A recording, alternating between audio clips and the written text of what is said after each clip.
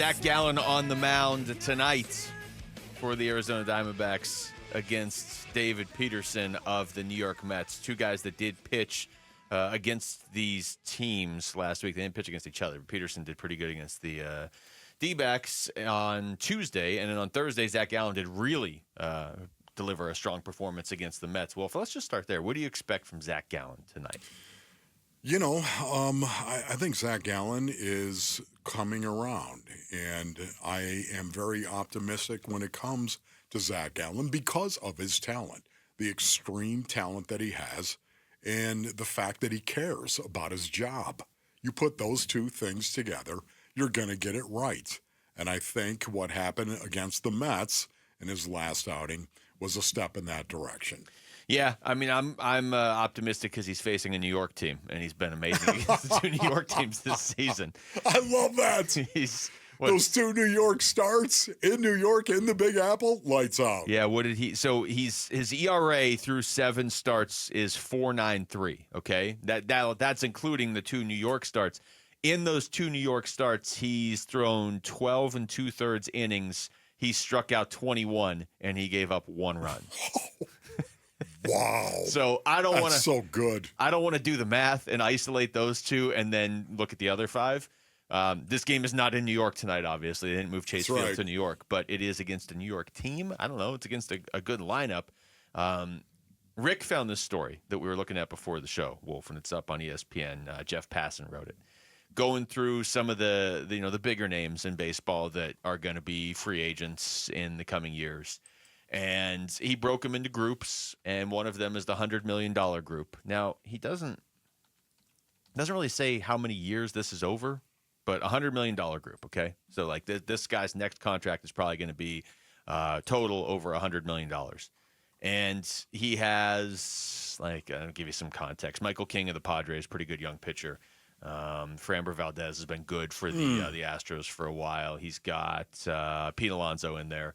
He's got Zac Gallen in there, and he says while Gallen's stuff has ticked down this season and he turns 30 in August, he has been a consistent enough innings eater with a high enough strikeout rate to warrant inclusion among the 9-figure aspirants. Wow, this is definitely a Jeff Passan piece. These ones like aspirants. Aspirant.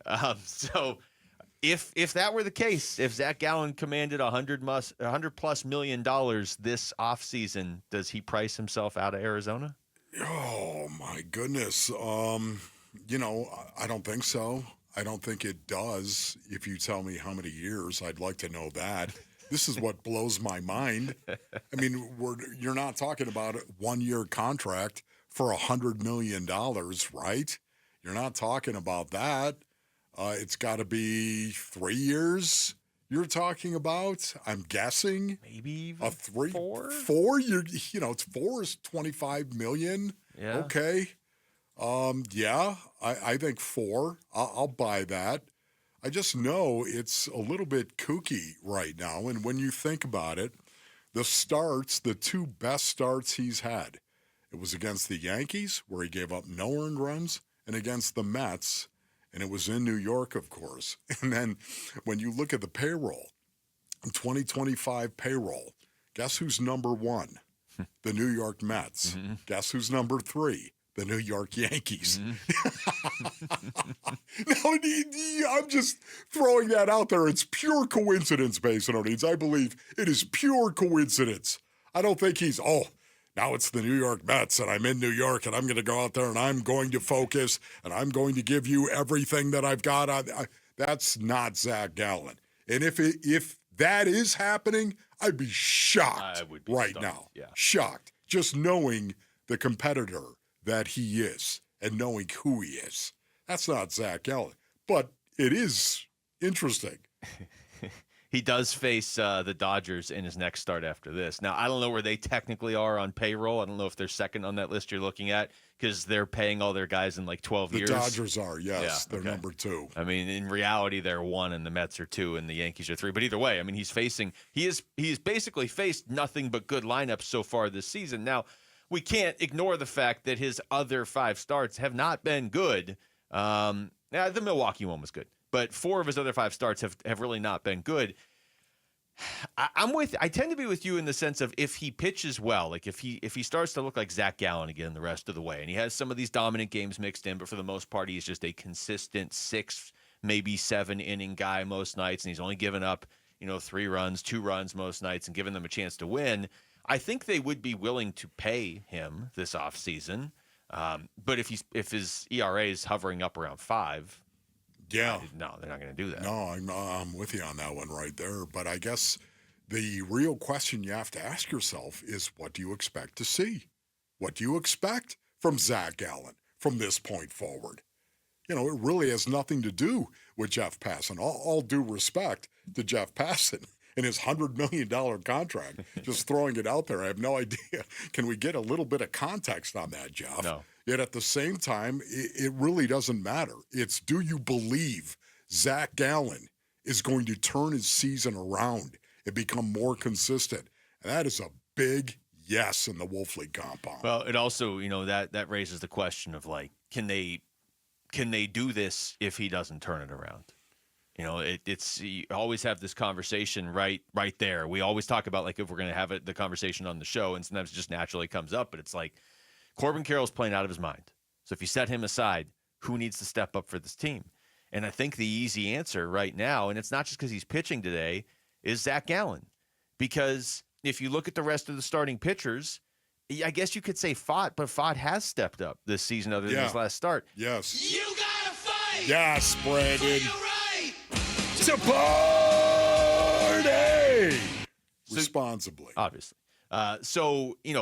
I don't know that you're expecting 7 innings from Corbin Burnes in his next start because he just missed a start. I don't know. It's just they need somebody to go out there and eat innings and pitch well. And Zac Gallen fits that bill right now. We've seen him do it a bunch of times in the past. They need it tonight, but they also probably need it for the rest of the season if they're really going to do what they set out to do this year. And if they don't get it, do they end up trading him at the deadline?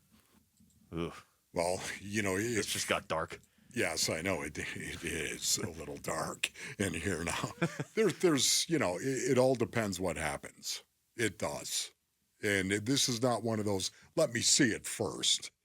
It all depends what kind of malaise the Arizona Diamondbacks fall into going into the trade deadline. Yeah.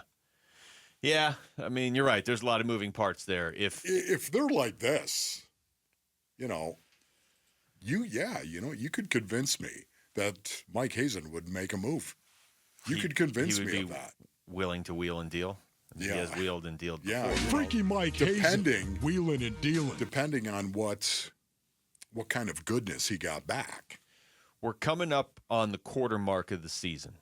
I think we would all agree the Diamondbacks have not played to their potential yet, right? I mean, yes. whether you want to say it's injuries or whatever. And they are currently a game and a half out of the 3rd wild card spot. They're the 4th wild card team right now. Not even close. No, I mean, I'm assuming they're going to get back on track, and at some point here, look, if Zac Gallen doesn't start pitching well, maybe they don't get back on track, and then that opens up a whole different conversation. Wow, you're bringing it right down to Zac Gallen. Man, for me, it is so many other players. Well, it's either Gallen or Corbin Burnes. Just looks like a Cy Young candidate. One of those guys has to be going, dominant. You know what I mean? Yes. I just, I think the entire team needs so much more consistency. So it's really bothering me. You look at Gino is all or nothing. It just seems and feels. Lourdes is all or nothing. He's really in a funk right now, and he's hitting the ball better as of late, I would say, no doubt about it. Last 5 games, Lourdes Gurriel Jr. has definitely been making some loud outs, some good contact with the ball. He's gotten better numbers. There's no doubt about that. But, man, I expect so much more consistency from him. They should do, was that Amazon? They should do another all or nothing, and it should just be all of Gino's at-bats this year with no other context, no narration or anything. No, I was just saying Gallen to answer Rick's question of if they would trade him at the deadline. I just think if he gets going, they're going to be in it. So that's not really going to be an issue. You know what I mean? I don't see a scenario where he starts pitching like peak Zac Gallen and they're still struggling as a team. Thanks for watching Wolf and Luke. Tap to see more and click the button in the middle to subscribe to Arizona Sports.